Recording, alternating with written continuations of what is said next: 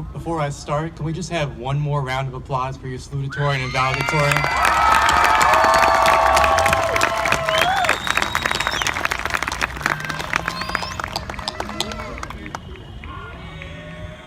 So my name is Jonathan Wosen, and I am so proud and excited to get to be your commencement speaker this year. It feels good coming back to Preuss. Every time I come back, I feel like I'm coming home, because in a way I am. I graduated from Preuss back in 2009, and I grew up taking the bus here every morning from Oak Park out in East San Diego, where I was born and raised. My family came to this country from Ethiopia, and I'm proud to have my mother, who raised me as a single parent here today, as well as my aunts.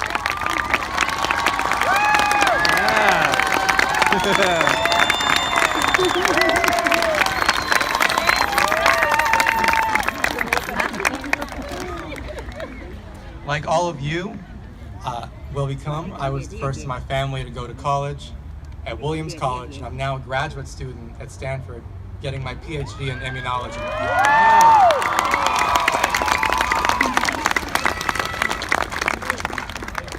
But I want to take you back to before any of that. I want to take you back to 2002 when I first came here as a sixth grader. And you know, I was a short kid with chubby cheeks and a giant rolling backpack about as big as I was. And one of the things I realized when I came here, and I know all of you have learned it over your 7 years here, is that they make you work really, really hard at this school. You know, Cornell notes, history timelines, shoebox dioramas. I think a couple people have already touched on memorizing the prologue to the Canterbury Tales in Middle English.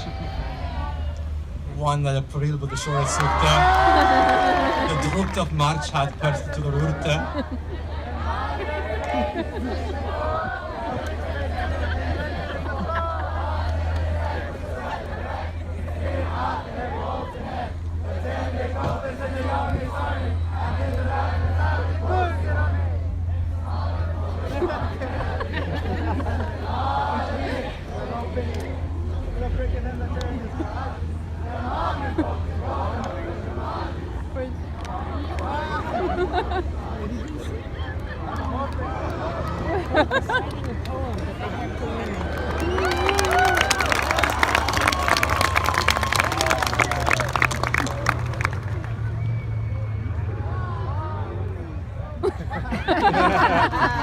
I promise we didn't plan that. So you guys have worked hard, and you know, one of the things that happens when you're working hard is sometimes you look at other people that are doing really well and you can think, this other person, it comes naturally to them. You know, we got all this work to do, this person's doing well, they don't even have to try. I did really well when I was at Preuss. I was one of the valedictorians at that time. I don't remember what I said when I was up here. I don't think it was maybe nearly as meaningful, but I did well. And I think what people didn't see was that I had to work my butt off to do well. I do work sometimes on the bus to school, and I was working on the bus back from school. I worked on Saturdays, I worked on Sundays. Sometimes, you know, I had work to do and I'd be at home and stare outside the window and I'd see all my neighborhood friends that were playing soccer and biking around, and I had to take notes on hunter-gatherers or ancient Egypt. So you guys have done a lot of work. It wasn't always easy, and maybe sometimes it wasn't always fun. But here's the thing about that work, the work you've done and the work that you're going to continue to do, because it doesn't end when you get to college, right? It's going to open up doors for you that you didn't even know were there in the first place. I remember back in 7th grade, our middle school counselor, Miss Santacono, asked me to step outside for a few seconds, and you know, my first thought was, uh-oh, am I in trouble here? And you know, she said, Jonathan, you're doing well in your science classes. I've been talking to your teachers, and we think you'd be a good candidate for this summer program that's trying to get black students interested in research and science and medicine. And you know, I grew up on scientists like Bill Nye and Miss Frizzle, so I didn't have any scientists in my family, but I really loved asking questions. I loved trying to understand how the world works, how the human body works. So as this 12-year-old kid that had never left San Diego, I got to spend 6 weeks in Philadelphia taking short courses at a university. I got to learn about the immune system and to understand that there are all these cells inside your body that are constantly fighting parasites and bacteria and viruses. And even when you're not aware of it, they're keeping you safe. And so that really sparked my imagination. I wanted to know more. So I came back the next summer, and the summer after that, and the summer after that. I went there every summer from 7th grade through 10th grade, and I got a chance those last few years to work in research labs and study leukemia. I got a chance to shadow doctors around the Temple University Hospital and see what they were doing. So, as somebody who was 14 or 15 years old, I had no idea I was going to be able to get those opportunities that were there because I had put in the work early. So that's what I'm talking about when I say doors will open. And going forward, I don't know what doors are going to open for you. It might be an internship, it might be a chance to study abroad in a country you never thought you'd go to and have your college pay for it. It might be a job. So whatever that is, just understand that working hard is going to open those doors, and then you're going to look back 5, 10 years down the line and see how that's changed your life for the better. That was what I learned at Preuss. So, I graduated in 2009, and as fall of senior year was coming around, I had to think about where I wanted to go to college, the same way you guys have all been thinking about that. And I wasn't picky about location. I'd been traveling every summer, so I wasn't afraid to leave San Diego. I just wanted to go to a small school that had a good science program, which might be how I ended up 3,000 miles away from home at a liberal arts school called Williams College, basically out in the mountains of Massachusetts. And if there's a place in this universe that's the opposite of East San Diego, it might have been Williamstown. It was a tiny, and I mean tiny place. Downtown was one street that had 3 restaurants. There was an Indian restaurant, there was a Thai place, and there was Subway. I spent a lot of time at Subway. And it was cold. It was really cold out there. Watching snowfall is still one of the most beautiful memories I have on a quiet winter night, just seeing the way it trickles down. But they don't tell you it stays on the ground for about half the year. It gets pretty dirty. And then, if you're not careful, you can slip on a patch of ice, which I did a couple times freshman year. So I had to make some adjustments. And I had to make other kinds of adjustments as well, because it was my first time going to a school with people from different income levels, right? At Preuss, we all come from working class families, low income families, whatever the right way is to say that we didn't have a ton of money. So it was my first time being around students who, they weren't on financial aid, and tuition was more than anybody in our family was making in a year, so I had to adjust to that as well. But I knew how to work hard. I had learned that during my 7 years here. And what I realized was that it doesn't really matter where these other people are coming from. I can come in and do just as well as they can. And honestly, maybe a little bit better.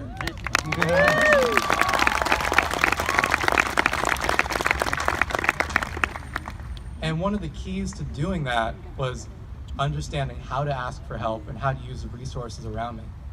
When you guys go off to college this fall, there are going to be so many ways to get help.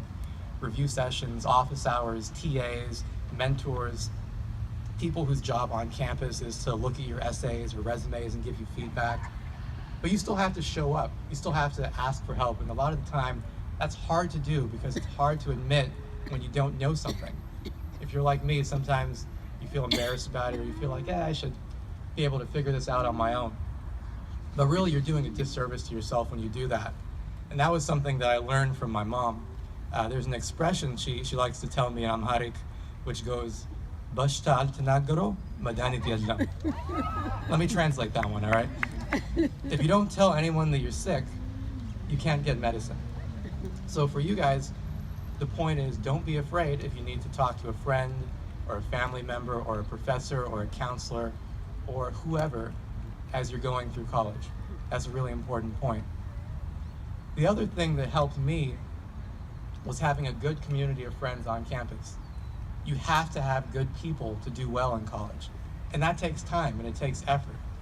Sometimes there can be a strange transition point when you start off freshman year because a lot of your high school friends aren't at your college, but you haven't had enough time to make good friends at your college either. And that can be a little bit, lonely and a little difficult, at least until you figure out every other freshman is going through the same thing in their own way. So you got to surround yourself with good people. And when I was at Williams, even though I was far away from home, I was able to create a home away from home with about 4 or 5 good friends. And we could stay up late studying together, we could watch movies together, get meals together, go on road trips together, including a trip to Montreal that my mom may or may not have known about at the time. But we were a community, and we looked after each other, and I still keep in touch with those people, and I still will going forward. And so for you, whether you're going 3,000 miles away from home, or whether you're going 3 miles away off to UCSD, those are some good things to understand: how to ask for help, how to surround yourself with good people. And I say that because we're all here today to celebrate you getting into college, but 4 years from now, we want to celebrate you succeeding in college and doing well. So this is the first step, and we want to make sure it goes in a good direction. So I graduated from Williams in 2013, and I went out to Stanford to start my PhD studying the immune system several years after first getting exposed to it as a summer student. And at the time, my thought process was, well, I really like science, I like biology, I've done well up until this point. Seems like the thing to do is to get a career in research. And I felt like I'd sort of figured school out at that point based on college and everything I had done leading up to that. And what I found was that research is completely different from anything I had done before. When you're in a class, the way you guys have been, generally what you're doing is you're coming up with right answers to questions that someone's already answered before. And so your job is to solve an equation that has a known solution, or make some statement about what happened in the past, for a history essay. And one of the things that helps you is you get grades, right? So every week or every month or so when you turn in homework, you get back an exam if you're doing a good job of coming up with those answers. And that was one of the things that made school really straightforward for me, because I had this very clear goal. It's also one of the things that makes school completely different from life after school. So, in research, you're asking questions that no one's ever answered before. That's actually why you're asking them, right? That's what makes it interesting. It's also what makes it hard to know if you're going about your work in the right way. And I found that, I'm working on a project for years at a time, so I'm not getting that constant feedback of knowing if I'm doing the right thing. And, the progress is slow, so on a day-to-day basis, it's hard to see those little steps that you're taking. And so for me, honestly, that was a little bit of a struggle. I had to relearn some old lessons that I hadn't really applied to graduate school, and I had to learn some new ones too. I had to learn how, even though I'm working on my own project and no one can answer my question for me, how can I reach out to people for help? Who are those people, and how can I get comfortable asking for help? I had to learn in a program with different graduate students from different backgrounds working on different things, how do you avoid comparing yourself to different people? Because really that does more harm than good. So those are things that I sort of have to teach and reteach myself each and every day. So as I've been learning these really great lessons and moving with my PhD project, I also learned something new about myself, which was that I actually didn't want to do research throughout the rest of my life. I still loved science, that part hadn't changed, but the thing about science that I loved was learning these ideas and then sharing them with the general public by talking about them and by writing about them. And so I did something that's a really good strategy when you realize that you're interested in something. I just started doing it, right? I joined a science podcast on campus. I reached out to people at Stanford that had degrees in science and had gone into science communication to see what else you can do with a PhD. And then I looked for an internship. So actually this time last year, I was in Boston for 8 weeks working as a science journalist and interviewing people at the FDA and interviewing people at major drug companies and biotech companies and professors from all across the world.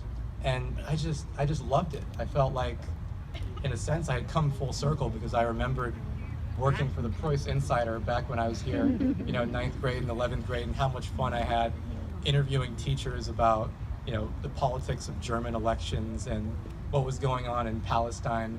I think we even did an April Fool's issue where we said we were going to get a football team and the lunch was going to change. So it was fun. And I felt like I had taken these different interests that I had in science and in writing and actually put them together in a way that felt authentically like me. And the reason I say that for you is because at some point down the road, you may change your ideas about what you want to do and who you want to be. And that's completely okay. That's completely normal.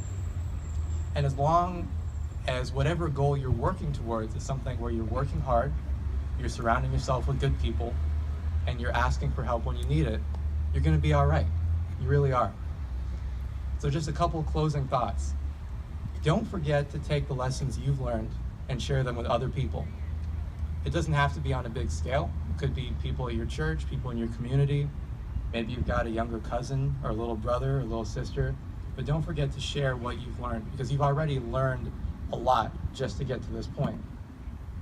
And let's never forget the people that made us who we are and helped us get here in the first place. So with that said, I know we've got a lot of family, got a lot of parents and grandparents, cousins, aunts and uncles in the crowd today, and we wouldn't be here without them. I could give a whole separate speech just on how important my family has been to me. So I'd like us to try something. I'd like to count to 3 and have all the students get up, turn towards the audience and say thank you. You guys think we can do that? All right. 1, 2, 3.